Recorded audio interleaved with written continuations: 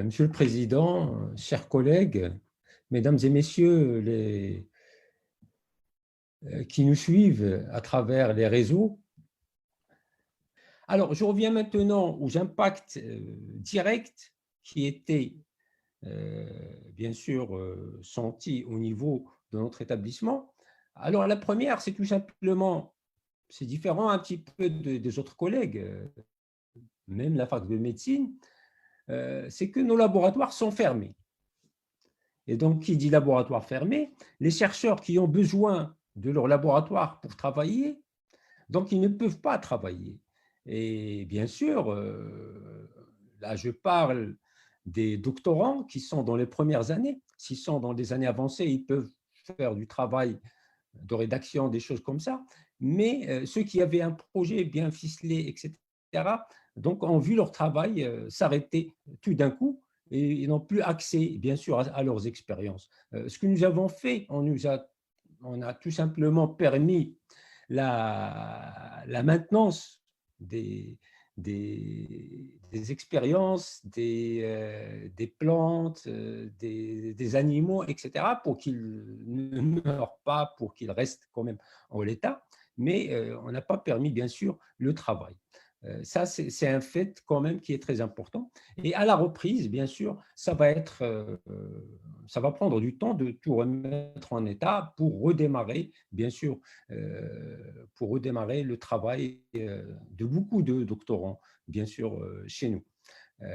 Mais bien sûr, ceci n'est pas général. Il y a bien sûr des chercheurs qui ont continué à travailler, bon, ceux qui n'ont pas besoin de laboratoire.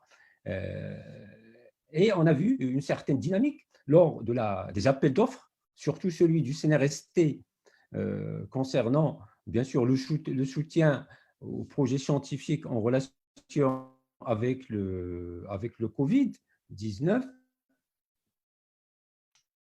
Et on était en train de réactionner une réponse qui est même assez remarquable en qualité et en quantité. Il y avait aussi beaucoup de participation à d'autres appels d'offres internationaux, tels que celui de l'IRD, celui de la Banque islamique et d'autres. Et nos chercheurs ont participé, bien sûr, dans des réseaux internationaux dans ces appels.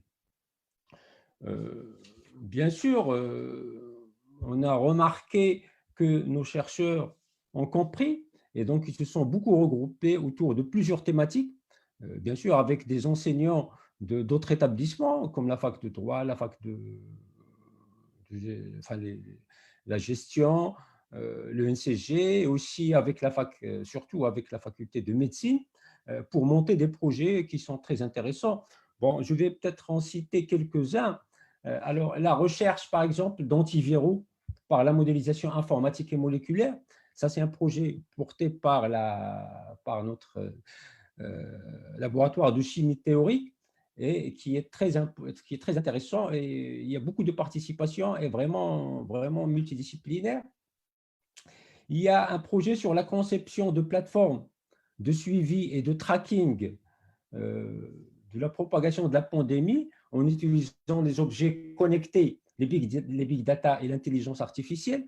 Là aussi, c'est un projet qui est d'une envergure nationale et internationale et qui a déjà abouti à des résultats qui concernent un petit peu la propagation de la pandémie et les stratégies possibles de déconfinement pour, bien sûr, pour qu'on ne reparte pas à zéro, et qui a déjà fait partie,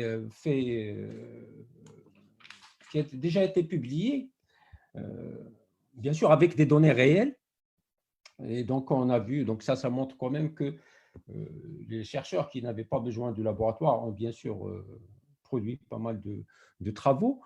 Bon, Seaburg, tout à l'heure, on a parlé de plusieurs autres projets. Bon, j'ai vu aussi des projets très intéressants qui sont aussi des conceptions de robots. Ça, c'est des projets de physiciens. Donc là, on voit un petit peu l'action de plusieurs matières et champs disciplinaires, la conception de robots pour faire l'examen des maladies et pour faire aussi le diagnostic. Il y a aussi la conception de masques filtrants pour le corps médical avec des coûts très bas. Ça aussi, ce sont des projets qui ont été retenus et qui vont être bien sûr financés ou bien par l'établissement, par l'université ou bien par le CNRST. Voilà, donc ça c'est un petit peu ce qui s'est passé au niveau de la recherche. Nous avons aussi constaté l'organisation de séminaires, bien sûr à travers le web, c'est-à-dire des webinaires pratiquement hebdomadaires dans pas mal de laboratoires, avec la participation de plusieurs chercheurs de partout dans le monde. Et ça, c'est quelque chose qui est vraiment assez remarquable et qu'on devrait garder dans l'avenir. Il y a aussi un ensemble de webinaires qui étaient organisés par des doctorants sur la vulgarisation.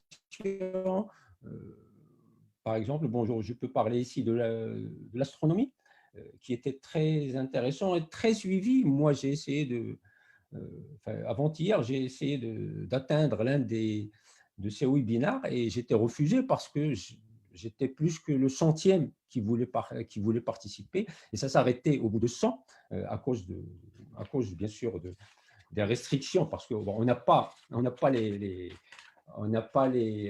licences, si vous voulez, des zooms, etc.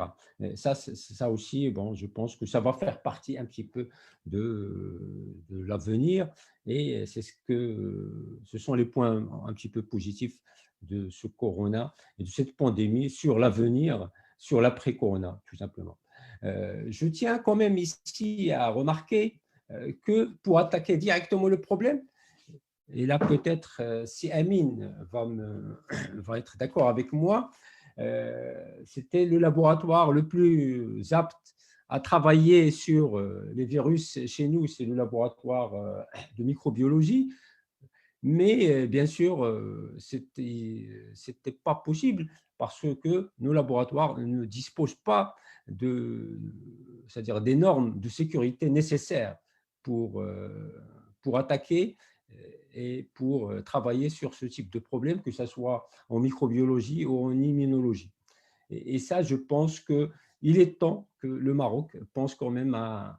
Parce qu'il n'y a aucun laboratoire, je pense, au Maroc qui peut faire ce genre de travaux. Et je pense qu'il est temps que le Maroc réfléchisse à créer de tels laboratoires avec des normes permettant ce type de travail. Parce que même si bon, ce travail se fait un petit peu par ailleurs, il y a toujours des mutations, il y a toujours des choses qui peuvent être, bien sûr, qui dépendent surtout de ce qui se passe au Maroc que de ce qui se passe ailleurs.